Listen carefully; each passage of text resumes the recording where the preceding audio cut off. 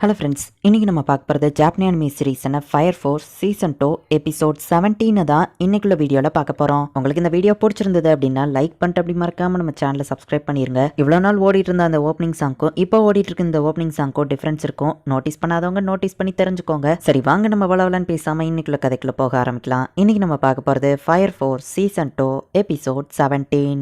Author வந்துட்டு plasma radiation வச்சு electrical சர்க்கியூட்ஸை தடுத்துட்டு இருக்கான். ஹாமியாவை அந்த பப்பட்கள் தடுத்துட்டு இருக்கா. இந்த நாட்டுக்கு வந்துட்டு அந்த பெரிய இன்ஃபர்னோக்கு ஒரு கோர் மாதிரி அதுக்குள்ள மாட்டிக்கிட்டு இருக்கான். சாரோ நம்ம ஹீரோ ப்ரொடெக்ட் பண்ணி நாட்டுக்கு எப்படியாச்சும் வெளியே கொண்டு வா அப்படின்னு சொல்லி சொல்றான். நம்ம ஹீரோ போயிட்டு அந்த இன்ஃபர்னோவை அட்டாக் பண்ணாலுமே அதுக்கு எதுவும் ஆட்டோமேட்டிக்கா அந்த இன்ஃபர்னோ ரொம்பவே ஸ்ட்ராங்கா இருக்கு. நாட்டுக்கு பயந்துட்டே இருக்கான். ரேடியேஷன் வேற இன்க்ரீஸ் ஆகிட்டே போய்கிட்டு இருக்கு. நாட்டுக்கு பயப்படாத நிப்பாட்டு அப்படின்னு நம்ம ஹீரோ சொல்றான். எனக்கு காப்பாத்துங்க, எனக்கு ஒரு மாதிரி இருக்கு அப்படின்னு நாட்டுக்கு பயப்படும் போது அவனோட மெமரிஸ் எல்லாம் நம்ம ஹீரோக்கு தெரியுது. அவன் 100 வாங்கிட்டு வந்தப்போ அவங்க அம்மா பாராட்டியிருப்பாங்க. பட் 87 வாங்கிட்டு வந்தப்போ அவங்க ரொம்பவே வருத்தப்பட்டிருப்பாங்க. நீ ஓவரா செல்லம் கொடுத்துதான் பாரு, அவன் மார்க் கம்மி ஆயிட்டான் அப்படின்னு சொல்லி அவங்க அப்பா வந்துட்டு அவங்க அம்மாவை திட்டுறாங்க. அவங்க பையன் தேர்ட் ஜெனரேஷன் பவர் அவேக்னிங் பண்ணிருக்கான் அப்படின்னு சொல்லி ஹைஜிமால வந்து கூப்பிடவும், சரி ஓகே நான் அனுப்பி வைக்கிறேன், நாட்டுக்கோ உன்னால இது முடியும், எனக்கு உன் மேல நம்பிக்கை இருக்கு அப்படின்னு அவங்க அம்மா அனுப்பி வைக்கிறாங்க. ஹைஜிமாலையுமே உன்னால முடியும், உன்னோட டோலா பஸ்ட் அவேக்னிங் பண்ணு அப்படின்னு சொல்லி ஒவ்வொருத்தங்க சொல்றதா அவனுக்கு கேக்குது. அங்கிள் ரீப்பர் கூட ஃபைட் பண்ணு, உன்னால முடியும் அப்படின்னு சொல்லி கொரோனா சொல்லியிருப்பான். அப்படியே எல்லாரும் இவனை போட்டு உன்னால முடியும் ப்ரெஷர் பண்ணி தான் நாட்டுக்கும் இந்த மாதிரி மாறிட்டான். என்னால முடியும், நான் ஸ்ட்ராங்கா தான் இருக்கேன், நான் உங்களுக்கு ப்ரூவ் பண்ணி காட்டுறேன் அப்படின்னு சொல்லி அவன் அட்டாக் பண்றான். நாட்டுக்கு வேண்டாம், உன்னால இதை கண்ட்ரோல் பண்ண முடியும், உன் ஃபயரை நீ கண்ட்ரோல் பண்ண உன்னால முடியும் அப்படின்னு நம்ம ஹீரோ சொல்லுவோம்.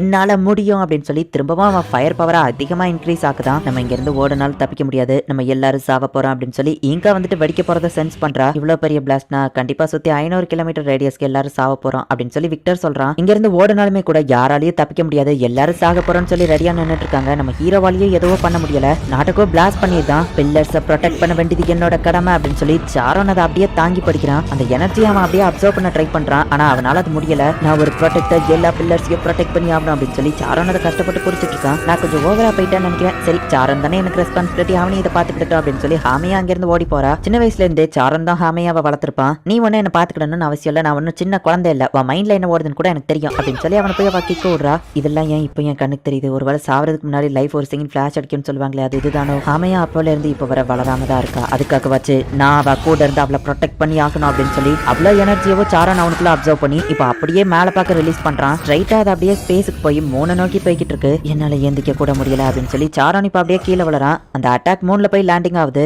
எனக்கு பதில் நீ தான் இப்ப 6th பில்லர் ஸ்டாப் பண்ணணும் அப்படின்னு சாரான் சொல்றான். நீ என்ன பண்ண பார்த்த, ஒரே பிளாஸ்ட்ல சிட்டில இருக்கிற எல்லா வீக்கானவங்களையும் நீ டெஸ்ட்ராய் பண்ண பார்த்துட்ட, என்னோட வீக்கானவங்களை டெஸ்ட்ராய் பண்ற என்ஜாய்மெண்ட்டை நீ தடுக்க பார்த்திருக்க அப்படின்னு கொரோனா சொல்லவும், அது அது வந்து நீங்க தானே என்ன ஸ்ட்ராங் அப்படின்னு சொன்னீங்க, நான் இப்ப ஸ்ட்ராங்கா மாறிட்டேன் அப்படின்னு சொல்லி நாட்டுக்கு கொரோனாவை அட்டாக் பண்ண போறான். கொரோனா அசால்ட்டா அவன் கையை வெட்டுறான். அது ரொம்பவே ஸ்ட்ராங்கா இருந்துச்சு. இவன் எப்படி அசால்ட்டா வெட்டினா நம்ம ஹீரோ ஷாக் ஆகுறான். இது ஆர்மர் ப்ரொடெக்ஷனோட ரொம்பவே ஸ்ட்ராங்கா இருக்கும், இதே அசால்ட்டா வெட்டுறானா அப்படின்னு சொல்லி ரேட்ஸுவே ஷாக் ஆகுறா. நான் உங்க கூட ஃபைட் பண்ணணும், நீங்க தானே ஸ்ட்ராங்கா இருக்கணும்னு ஆசைப்பட்டீங்க, இதோ நான் ஸ்ட்ராங்கா இருக்கேன் அப்படின்னு சொல்லி அவன் அட்டாக் பண்றான். கொரோனா அசால்ட்டா அதை டாஷ் பண்ணி கீழே லேண்டிங் ஆகுறான். பார்த்தா அவனோட கால் 2 வெட்டப்பட்டிருக்கு. உன்னால முடியும் நாட்டுக்கு, உன்னால முடியும் அப்படின்னு சொல்லி நாட்டுக்கு நிறைய வாய்ஸ் கேக்குது. என்னால முடியும் அப்படின்னு திரும்பவும் அவன் அட்டாக் பண்ண வரவும் நாட்டுக்கு அவன் துண்டு துண்டா வெட்டி போடுறான். பேலன்ஸ் இருக்கிற ஒரு இன்சான கையை வச்சு அட்டாக் பண்ண போறான். அதையும் கொரோனா துண்டா வெட்டுறான். என்னால முடியும் அப்படின்னு நம்ம கத்தவும் கொரோனா அவனை கொன்றாதா அப்படின்னு நம்ம ஹீரோ சொல்றான். நான் ஸ்ட்ராங் அவனும் எல்லாத்துலயும் ஃபர்ஸ்ட் இருக்கணும் தானே எல்லாரும் ஆசைப்பட்டீங்க, அதுதானே நானும் பண்ண ட்ரை பண்றேன், இப்ப ஸ்ட்ராங்கா மாறி இருக்கேன் அப்படின்னு சொல்லவும், நான் அதுக்கு ஆசைப்படல, நீ வீக்காவே தான் இருக்கணும், நான் ஆசைப்படுறேன் அப்படின்னு கொரோனா சொல்லவும் நாட்டுக்கும் ஷாக் ஆகுறான். நீ வீக்கா இருந்தாதான் என்னால உன்னை அடிச்சு என்ஜாய் பண்ண முடியும், சோ நீ ஸ்ட்ராங்கா மாறாத எனக்காக, சரியா? அங்கிள் ரீப்பர் ஒன்னு அடிக்கணும்னா நீ அதுக்கு வீக்கா இருக்கணும், நீ சின்ன பையன் தான், உனக்கு இன்னும் நிறைய டைம் இருக்கு, இப்பவே நீ ஸ்ட்ராங்கா மாறி என்ன பண்ண போற, சோ எனக்காக நீ வீக்காவே இருக்க ட்ரை பண்ணு அப்படின்னு கொரோனா சொல்லவும், நான் சாதிக்கலைன்னா என்னை சுற்றி இருக்கிறவங்க ரொம்பவுமே வருத்தப்படுறாங்க, என்னால் முடியும்னு அவங்க நம்பிக்கை வச்சிருக்காங்க, அதுக்காக தான் நான் இதை பண்ணணும்னு நினைக்கிறேன் அப்படின்னு நாட்டுக்கு சொல்லவும், நான் அப்படி இருக்கணும்னு நினைக்கல அப்படின்னு சொல்லி கொரோனா சொல்கிறான். என்கிட்ட யாருமே இந்த மாதிரி சொன்னதில்லை அப்படின்னு சொல்லி நாட்டுக்கு அப்படியே ஆளறான். நீ எனக்காகவே வீக்காரு சரியா அப்படின்னு சொல்லி திரும்பவும் போட்டு அவனை மீதின்னு மிதிச்சிட்டு இருக்கான். அவங்க பண்ணுறதை பார்க்க அவனுக்கு பைத்தியக்காரத்தனமாக இருக்கலாம், ஆனால் நாட்டுக்கு அந்த மாதிரி ஒரு ப்ரொடெக்டர் தான் தேவை. 6th பில்லருக்கு ஒரு ப்ரொடெக்டர் இருக்கிறான், அவன் கூடயே இப்போதைக்கு அவன் இருக்கட்டும் அப்படின்னு சொல்லி சாரான் சொல்கிறான். நாட்டுக்கு ஈங்காவை பார்க்கவோ ரொம்பவுமே பயப்படுறான். இப்போ ஒயிட் கலர் எல்லாம் அங்கேருந்து கிளம்பிடுறாங்க.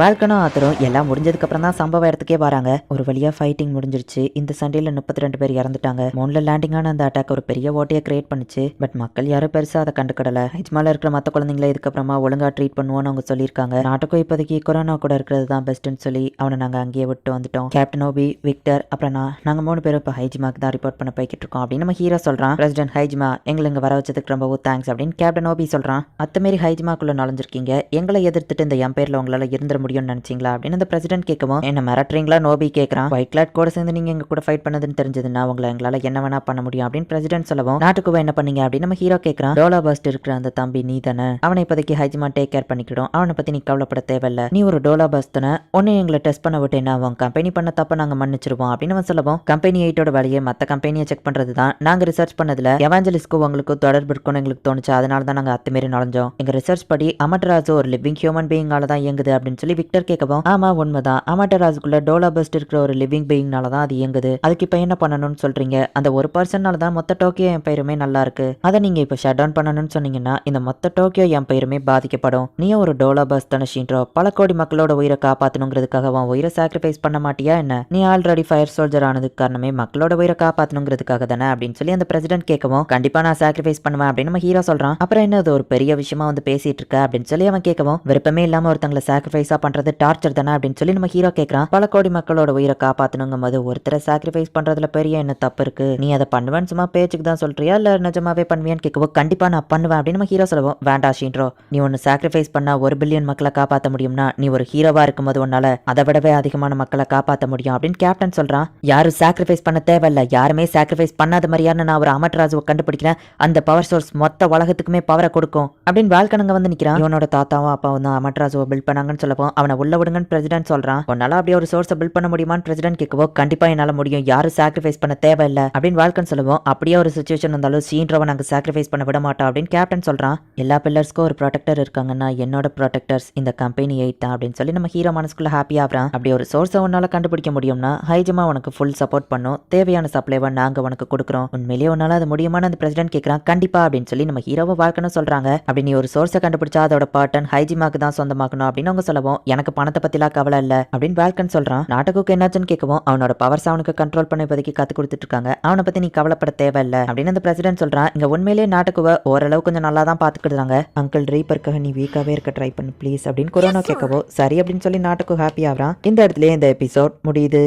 இந்த எபிசோட்ல நமக்கு இன்டைரக்டா காமிச்சது என்னன்னா, எல்லா பில்லர்ஸ்க்குமே ப்ரொடெக்டர்ஸ் அப்படின்னு சொல்லி ஒருத்தங்க இருக்காங்க, நம்ம ஹீரோக்கு எதுவும் ஆயிடக்கூடாது அப்படின்னு சொல்லி சாரோன் நம்ம ஹீரோவை எப்பவுமே ப்ரொடெக்ட் பண்ண தான் செய்யறான். ஆமையா கெட்டவளா இருந்தாலுமே கூட இந்த சாரோன் வந்துட்டு கொஞ்சம் நல்லவ மாதிரி தான் தெரியுது. அண்ட் கொரோனாவை பத்தி எல்லாருமே கம்பெனி 7ஓட கேப்டன் பெனிமாரு கூட ஃபைட் பண்ற லெவலுக்கு ஒர்த்தியானவன் அப்படின்னு சொல்லியிருப்பாங்க. அது இந்த எபிசோட்ல நமக்கு கன்ஃபார்ம் ஆயிடுச்சு. அவ்வளவு ஸ்ட்ராங்கான அந்த இன்ஃபர்னோவையை அசால்ட்டா கட் பண்ணி ஈஸியா தோக்கடிச்சிருப்பான். ஸோ நாட்டுக்கு வந்துட்டு இப்போதைக்கு ஹைஜமாலேயே கொரோனாவோட ப்ரொடெக்ஷன்லயே இருக்கட்டும் அப்படின்னு சொல்லி எல்லாருமே விட்டுட்டு போயிட்டாங்க. அண்ட் கம்பெனி 8 சந்தேகப்பட்டபடி ஹைஜிமாக்கும் அந்த ஒயிட் கிளாருக்கும் எந்த ஒரு தொடர்பும் இல்ல அப்படிங்கறது அவங்களுக்கு கன்ஃபார்ம் ஆயிடுச்சு. அண்ட் அமட்டராஜுக்குள்ள ஒரு லிவிங் பீயிங் தான் இருந்து அதை பவர் சப்ளை கொடுக்குறாங்க அப்படிங்கறதையும் ஹைஜிமாவோட பிரசிடென்ட் ஒத்துக்கிட்டான். அண்ட் வால்கன் வந்துட்டு யாருமே சாக்ரிஃபைஸ் பண்ண தேவையில்லாத மொத்த வேர்ல்டுக்கும் பவர் சப்ளை கொடுக்குற மாதிரி ஒரு அமட்டராஜுவை நான் கிரியேட் பண்றேன் அப்படின்னு சொல்லியிருப்பான். அப்படி பண்ணா எங்களுக்கு ஓகே தான், உனக்கு தேவையான சப்ளை எல்லாத்தையுமே நாங்க பண்றோம் அப்படின்னு சொல்லி ஹைஜிமாவோட பிரசிடென்ட் ஒத்துக்கிட்டான். ஸோ ஹைஜிமாவோட பிரசிடென்ட்டும் பாக்குறதுக்கு நல்லவ மாதிரி தான் தெரியுது. எல்லா பிரச்சனையுமே நார்மலா முடிஞ்சிருச்சு அப்படின்னு நீங்க நினைச்சீங்கன்னா அதுதான் இல்ல. இதுக்கப்புறம் இருக்கிற எபிசோட்ஸ் இன்னும் வேற லெவல்ல சூப்பரா இருக்கும். ஸோ மிஸ் பண்ணாம பார்த்து என்ஜாய் பண்ணுங்க. அண்ட் உங்களுக்கு இந்த வீடியோ பிடிச்சிருந்தது அப்படின்னா லைக் பண்ணிட்டு அப்படி மறக்காம நம்ம சேனலை சப்ஸ்கிரைப் பண்ணிருங்க.